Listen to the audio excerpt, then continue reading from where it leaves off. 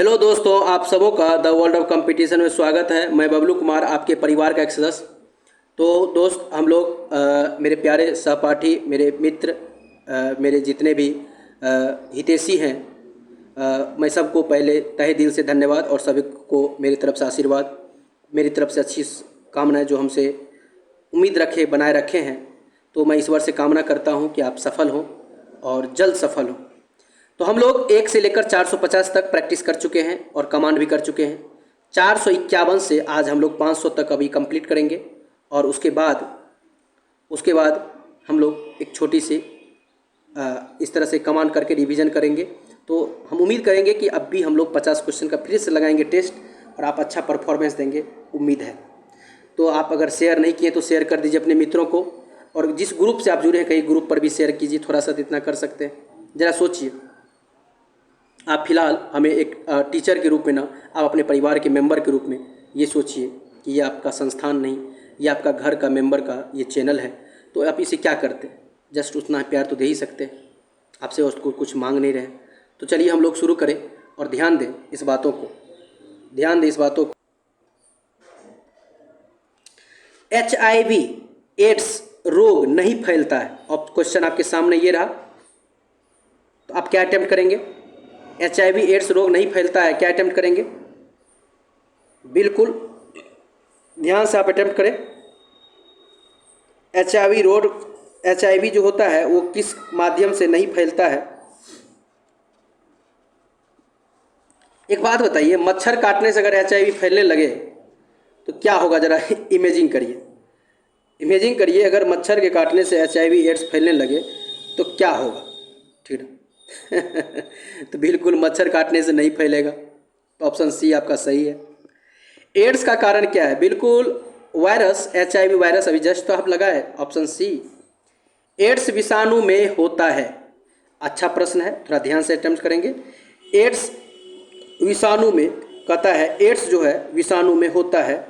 तो आप अगर RNA प्लस प्रोटीन मार रहे हैं तो बिल्कुल आपका सही है। RNA plus protein, option number C बिल्कुल सही है। एड्स के लिए उत्तरदायी विषाणु कौन सा है? जो एड्स है उसके लिए कौन सा विषाणु? तो रेट्रोवायरस अगर आपने मारा है, रेट्रो विषाणु, तो आपका उत्तर बिल्कुल सही है, डी। निम्नलिखित में से कौन सा प्रभेद भारत में प्रभावी है? कौन सा भारत में प्रभावी है? बिल्कुल, अगर आपने HIV-1C अटेम्प्ट किया है, HIV-1C, ऑप्शन नंबर सी, तो आपका उत्तर सही है। एड्स वायरस HIV, कहता है एड्स वायरस HTLV3 की खोज किसने की है? बहुत इजी प्रश्न है, आप अच्छे से अटेम्प्ट करें। एड्स का खोज किसने किया है, यही पूछ रहा है। बिल्कुल, अगर आपने रॉबर्ट गेलो मारे हैं तो आपका सही है, रॉबर्ट गेलो सही है। अगला प्रश्न है, एड्स विषाणु के लिए सबसे ज़्यादा जो आजमाई गई दवा है उसका क्या नाम है? उस जो मेडिसिन का जो नाम है उसका नाम है जीडोउडिन हो जाएगा, जिसको कि एजिडोथाइमिडीन भी कहते हैं। जीडोउडिन को, जो ऑप्शन ए आपने अटेम्प्ट किया है, जीडोउडिन, ये तो उत्तर सही है। इसी को कभी कभी ऑप्शन में हटा के दे देता है एजिडोथाइमिडीन, कोई दिक्कत नहीं। एलिसा परीक्षण एड्स के लिए क्या आता है? बिल्कुल सही है आपका, एड्स पहचान के लिए एलिसा परीक्षण होता है। जापानी इंसेफ्लाइटिस का क्या कारण है? बहुत अच्छा प्रश्न है। इसका मुख्य कारण है विषाणु। अगर आपने बी ऑप्शन अटेम्प्ट किया है तो आपका उत्तर सही है। सुअर को मानव के रिहायशी क्षेत्र से दूर रखना चाहिए, नहीं तो इससे कौन सा बीमारी हो सकता है? जापानी इंसेफ्लाइटिस हो सकता है, बिल्कुल सही है। अगला प्रश्न है आपका, निम्न राज्यों में से कौन मई जून 2018 में निपाह वायरस बीमारी के प्रकोप के कारण, बहुत अच्छा प्रश्न है, ध्यान समझेंगे। जो प्रश्न है ध्यान समझेंगे। प्रश्न है कि निपाह वायरस बीमारी के प्रकोप के कारण से जो चर्चा में रहा है, कौन सा वो राज्य है? ऑप्शन आपके सामने में है और इसे अटेम्प्ट करें। बिल्कुल सही है आपका, बिल्कुल सही है। अगर आपने इसका ऑप्शन केरल अटेम्प्ट किया है तो बिल्कुल आपका उत्तर सही है, बिल्कुल केरल, ऑप्शन नंबर बी आपका सही है। अगला प्रश्न है, निम्न में से किस रोग को एंटीबायोटिक्स द्वारा ठीक नहीं किया जा सकता? इसमें से कौन सा रोग है जिसको एंटीबायोटिक से ठीक नहीं कर सकते हैं? उसका नाम है खसरा, जिसको कि मीजल्स भी कहते हैं। ऑप्शन में कभी कभी मीजल्स लिख देता है, मीजल्स लिख देता है। आप कहेंगे इस तरह से मीजल्स लिख देता है, इस तरह से मीजल्स लिख देता है, तो आप इसको इस तरह से भी अटेम्प्ट कर सकते हैं। नेक्स्ट है खसरा होती है, बड़ा अच्छा प्रश्न है। खसरा होती है, अटेम्प्ट करें। क्वेश्चन है खसरा होती है, बिल्कुल वायरस से होती है। खसरा बीमारी किससे होती है? वायरस से होती है। विश्व से चेचक का उन्मूलन कब हुआ? बड़ा अच्छा प्रश्न है। विश्व से चेचक का उन्मूलन 1980 में हुआ। अगर आपने ऑप्शन बी अटेम्प्ट किया, आपका उत्तर सही है। इम्यूनोलॉजी का जनक कौन है? इम्यूनोलॉजी का जनक जो है एडवर्ड जेनर है, Edward Jenner, option number C आपका उत्तर सही है।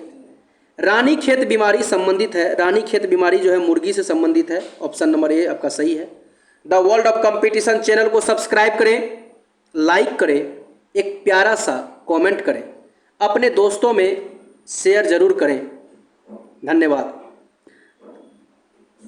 विश्व के कुल भागों में विद्यमान पशुओं का फुट एंड माउथ रोग होता है। बहुत अच्छा प्रश्न है। फुट एंड माउथ रोग किससे होता है, यही प्रश्न पूछना चाह रहा है। तो बिल्कुल अगर आपने विषाणु मारा है, फुट एंड माउथ रोग, तो आपका उत्तर सही है, विषाणु हो जाएगा। अगला प्रश्न है वर्ष 2011 को पशुओं में होने वाली किस बीमारी के लिए चिन्हित किया गया? बिल्कुल अच्छा प्रश्न है। तो अगर आपने इसका अटेम्प्ट रिंडर पेस्ट मारा है तो आपका उत्तर सही है, बिल्कुल सही है। कौन सा बर्ड फ्लू विषाणु है? तो यहाँ बर्ड फ्लू की बात किया गया। अगर आपने H5N1 मारा है तो आपका उत्तर सही है, H5N1, ऑप्शन नंबर डी सही है। इबोला वायरस का नाम क्या है? प्रश्न है इबोला वायरस का नाम क्या है? ध्यान समझेंगे। इबोला वायरस का नाम है एक नदी के नाम पर, एक नदी है उसी के नाम पर रखा गया है। भोजन विषाक्तता का कारण होता है, अगर भोजन विषाक्त हो जाए तो उसके कारण क्या होगा? यही प्रश्न है आपका, ध्यान समझेंगे और अच्छे से अटेम्प्ट करेंगे। आपके सामने ऑप्शन रखा हुआ है, भोजन विषाक्त से क्या होता है। बिल्कुल अगर आपने सैल्मोनेला बेसिलाई मारा है, ऑप्शन बी, तो आपका सही है। तो अभी आप the world of competition channel पर टेस्ट लगा रहे हैं जो आपका अपना है। नेक्स्ट आगे बढ़ते हैं। भोजन का विषाक्त होना किस स्पीसीज के संदूषण से उत्पन्न होता है? भोजन का विषाक्त होना, प्रश्न है भोजन का, ध्यान से अटेम्प्ट करेंगे, किसी तरह का कोई इशू नहीं है, अच्छे से अटेम्प्ट करें। भोजन का विषाक्त होना किस स्पीसीज के संदूषण से उत्पन्न होता है? ऑप्शन आपके पास है। बिल्कुल अगर आपने क्लोस्ट्रीडियम लगाया है, ऑप्शन सी, तो आपका उत्तर बिल्कुल सही है। अगला है डीपीटी का टीका निम्न में से किससे सुरक्षा हेतु दिया जाता है?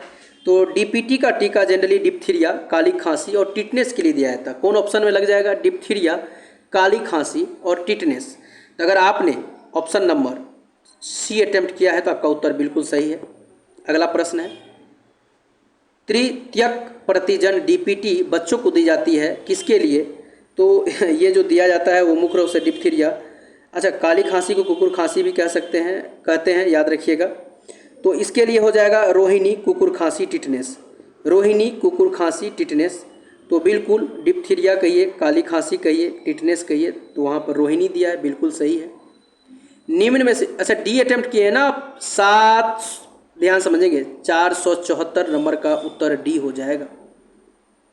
अगला प्रश्न है निम्न द्वारा होने वाली बीमारी के लिए सल्फा दवाई किसके लिए कारगर है? सल्फा अटेम्प्ट करेंगे, सल्फा जो है किसके लिए कारगर होता है, यही क्वेश्चन है।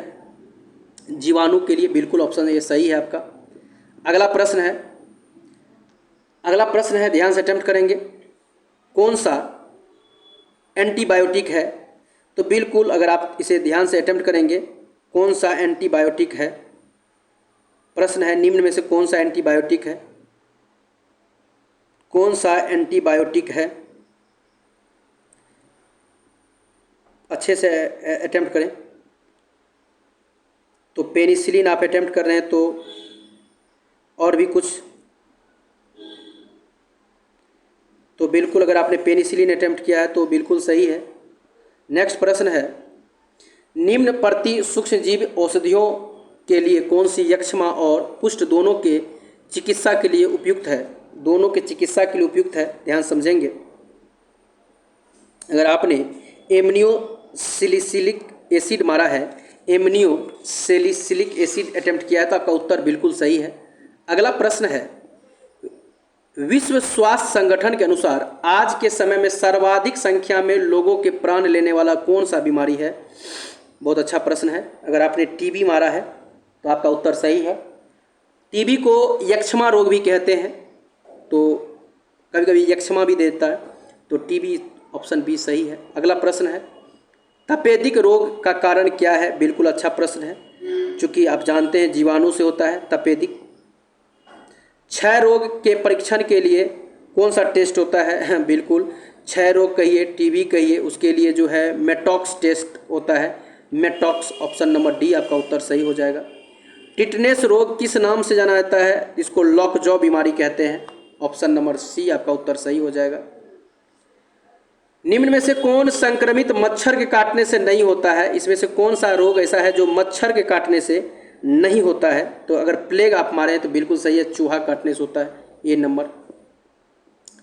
निम्न में ब्रॉड स्पेक्ट्रम औषधि कौन सा है? ब्रॉड स्पेक्ट्रम औषधि कौन सा है? प्रश्न है, कौन सा ब्रॉड स्पेक्ट्रम औषधि है? ध्यान समझेंगे। अगर आपने क्लोरेम्फेनिकोल मतलब क्लोरेम्फेनिकोल अगर ऑप्शन नंबर ए अटेम्प्ट किया है तो सही है, क्लोरेम्फेनिकोल बिल्कुल सही है।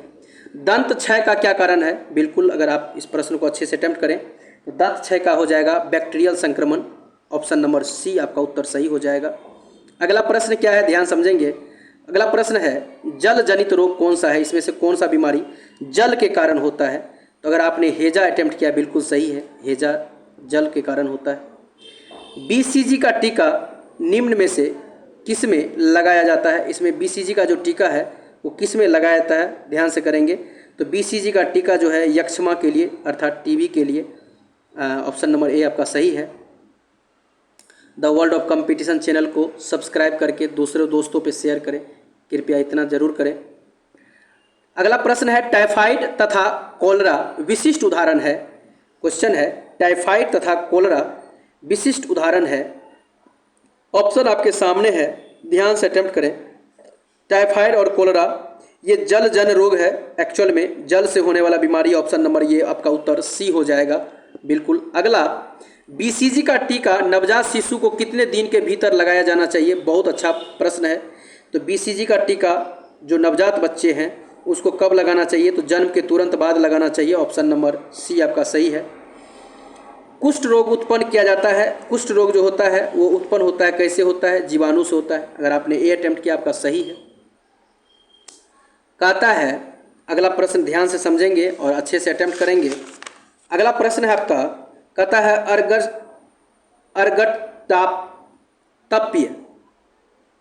अर्गटातप्य उपयोग से होता है क्या? तो ये दूषित अगर अन्न का प्रयोग करेंगे तो उसी से होता है, बिल्कुल सही है। फूट एथलीट बीमारी मतलब ऑप्शन नंबर वहाँ ए हो जाएगा, 490 का ए हो जाएगा। फूट एथलीट बीमारी होती है, ये कवक से होता है। अगर ऑप्शन में कवक नहीं है तो फफूंद है, अगर ये नहीं रहता फंगस हो जाता।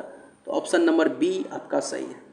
अभी आप the world of competition channel पर टेस्ट लगा रहे हैं, आप बबलू सर से जुड़े हुए हैं, उम्मीद है आप अपने परिवार से जुड़े हुए हैं।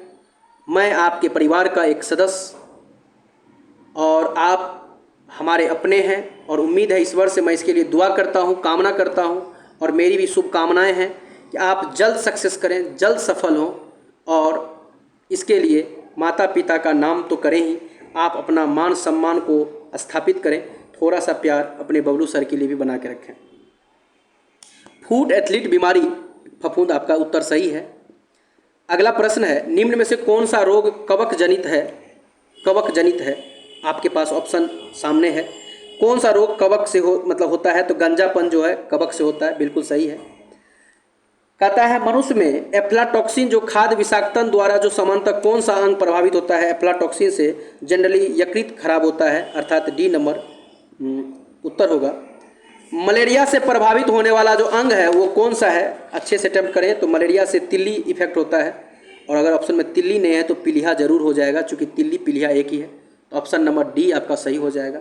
तो मलेरिया से प्रभावित होने वाला जो अंग है वो तिल्ली या पीलिया, ऑप्शन नंबर डी। प्लाज्मोडियम परजीवी का वाहक है, प्रश्न है प्लाज्मोडियम परजीवी का वाहक क्या है? मच्छर है। तो अगर आपने बी अटेम्प्ट किया आपका सही है। मलेरिया तथा डेंगू में निम्न में से क्या उभयनिष्ठ है? नहीं है। बहुत अच्छा प्रश्न है। अगर आपने मच्छर प्रजाति मारा तो आपका उत्तर सही है। मच्छर प्रजाति मारा तो आपका उत्तर सही है, क्योंकि मलेरिया और डेंगू दोनों अलग अलग मच्छर से होता है, तो ये उभयनिष्ठ नहीं है। तो ऑप्शन नंबर बिल्कुल सी हो जाएगा, डी हो जाएगा, मच्छर प्रजाति। नेक्स्ट, उस वैज्ञानिक का नाम बताइए जिसने यह खोज की कि मलेरिया प्लाज्मोडियम नामक परजीवी से होता है। अगर आपने सर रोनाल्ड रॉस को नाम चुना है तो आपका उत्तर बिल्कुल सही है, ऑप्शन सी। एक जीव के संपूर्ण, कहता है एक जीव, प्रश्न ध्यान समझिए कि संपूर्ण सजीन मतलब सभी जीनों की संपूर्णता को, सभी जीनों के दृष्टि से जो संपूर्ण होता है उसी के लिए सजीन यूज करते हैं। 1986 में पूरा हुआ था। वह जीव है, वह जीव यीस्ट, ऑप्शन नंबर बी हो जाएगा, यीस्ट। भारत में मलेरिया के 65% रोगियों के लिए निम्नलिखित में से कौन सी परजीवी उत्तरदायी है? इसके लिए जो है पी वाई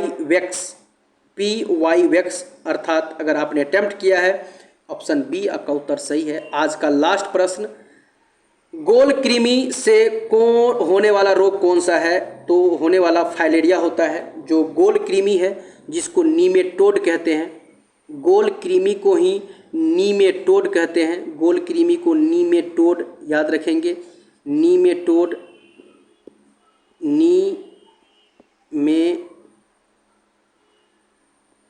कहते हैं, नीमेटोड कहते हैं, याद रखेंगे, नीमेटोड कहते हैं।